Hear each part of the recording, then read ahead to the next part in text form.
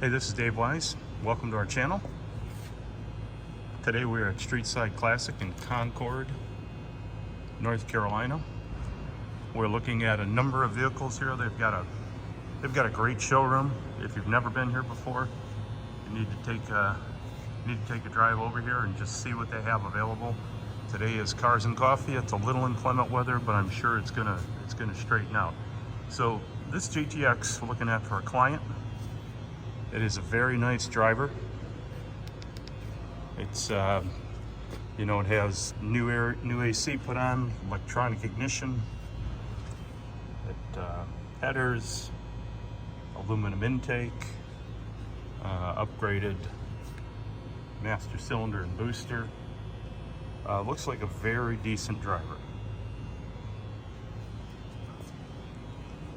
It's got a good stance.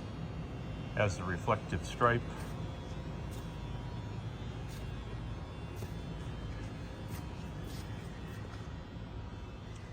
Interior is done well. Certainly the dash has been upgraded, steering wheel has been upgraded. The fit and finish is very nice. Glass is nice and clear.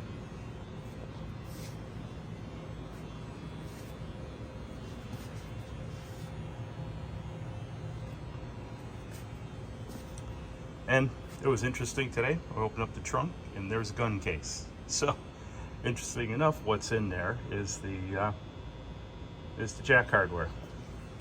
Can't say I've ever seen that before. Everything looks fine back here. It's certainly they've done a version of rhino lining throughout the entire vehicle. It's not bad. They say this is a very nice, it appears to be just a very nice driver. Driver quality. We'll have it on a lift here shortly and go through the car. I've already been through the underside, as I always do, looking for the dial-out stamp numbers, making sure that they all line up. Looking for remnants of the original paint, as always. And of course on the back side, I could see the body dip line, and certainly I could see the blue,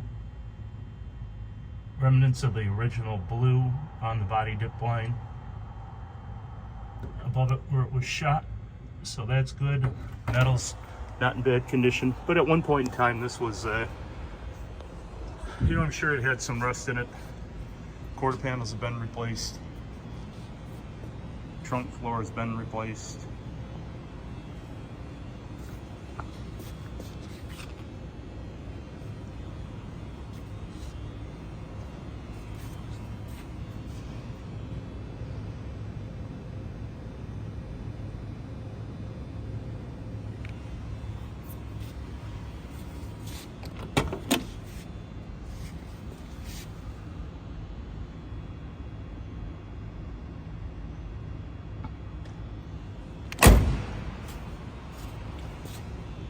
Doors closed good.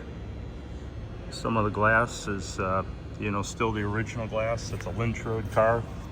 You can tell the UOA RS23OA 186679. There is the dimple that is typically found in 1970 lynch road cars. You'll see it. That is a dimple for the first shift of the body shop. And there's always a dimple on the right and a dimple on the left.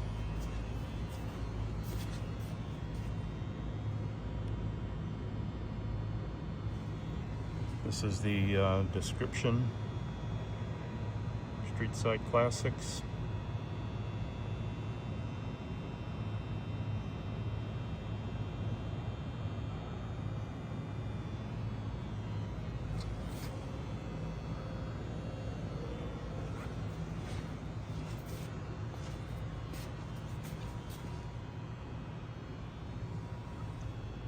You can see the quarter panels have been replaced. Again, the reflective stripe. Good looking wheels. The interior is nice and clean and sharp.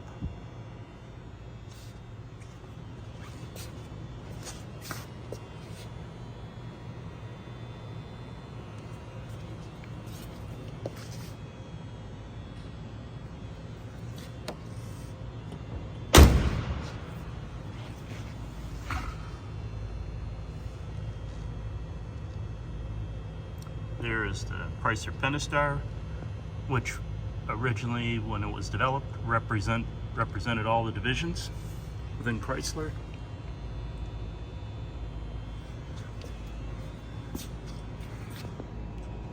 And as always, we're going to look at, numbers.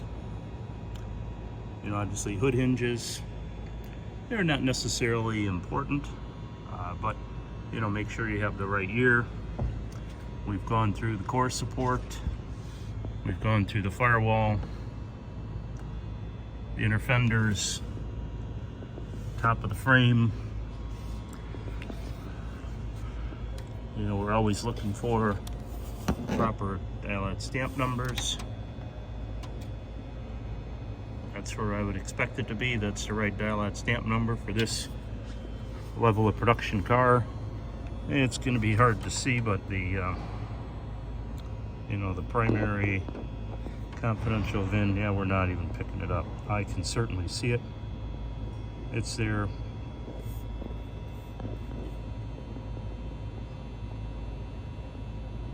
And that matches the public VIN. Trim tag, it's marked, or they really known as the body code flag. It certainly is, near as I can tell, it's original. You can see the body shop stamp right there by the fastener. Everything else looks good. Let's flip it around so we can read it. EB5, TX9 interior, E86, 440, D32, RS23 OA, everything matches up there. Black panel top, performance hood, 26-inch radiator, console, engine axle transmission code, 14121, that's the base and gate. Assembly identifiers, and then that is the sequential number of the planned assembly. Looks like 185739, VIN number 186679. So in many cases, you very rarely find the actual VIN number matching literally the production sequence number.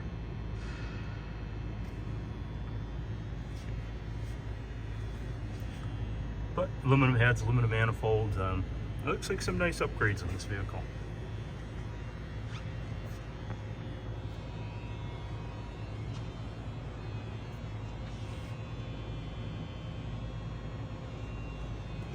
As I say, this is a very clean, respectable driver.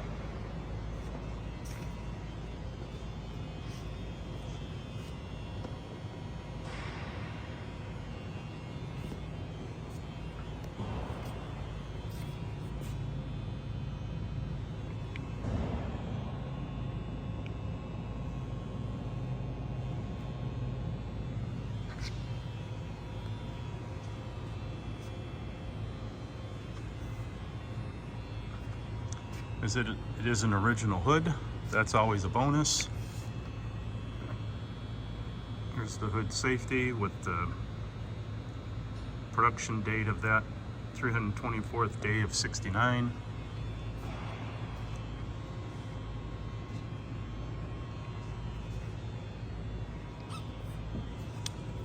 Another dial-out stamp number that I always look at. Let me see, we're going to be able to see it better on the other side, which is up on the upper cowl. Again, you guys know I tie all the dial-out stamp numbers together in the vehicle. It's a little challenging to see, but it's right there. See if I can get a better light on it.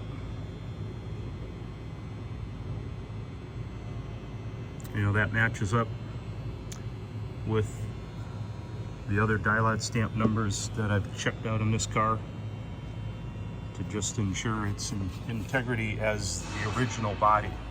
Always looking for the superstructure. Certainly you can replace quarter panels, fenders, doors. The superstructure is what is most important. And then always, we'll get into the looking at the A pillar, the B pillar. Certainly you can see in this particular case the way the quarter panels were finished. It certainly was, sort of a World of Wheels type restoration because they didn't leave that seam there or didn't want to trim the seam, but that's fine. It's not an issue. Going through the A-pillar, no issues that I can find whatsoever. The integrity looks good.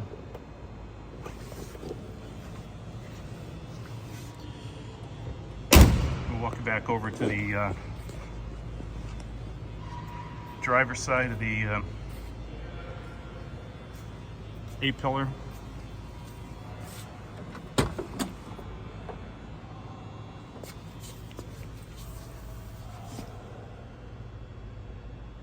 Everything looks good. Spot welds. Nothing jumps out at me as being a problem in that regard. The B-pillar, again, quarter panels are not finished properly, but it's not necessarily terrible. Top looks good. Interior.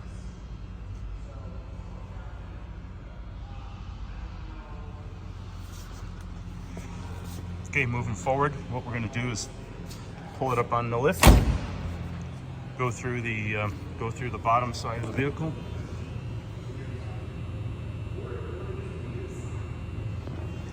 and we'll let you know what we find in that area.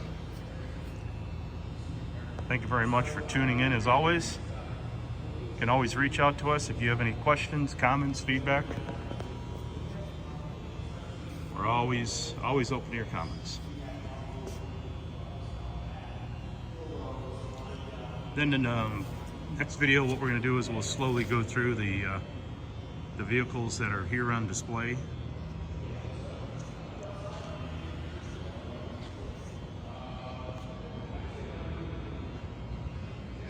There's a bunch of them. Thanks again for tuning in. Have a great day.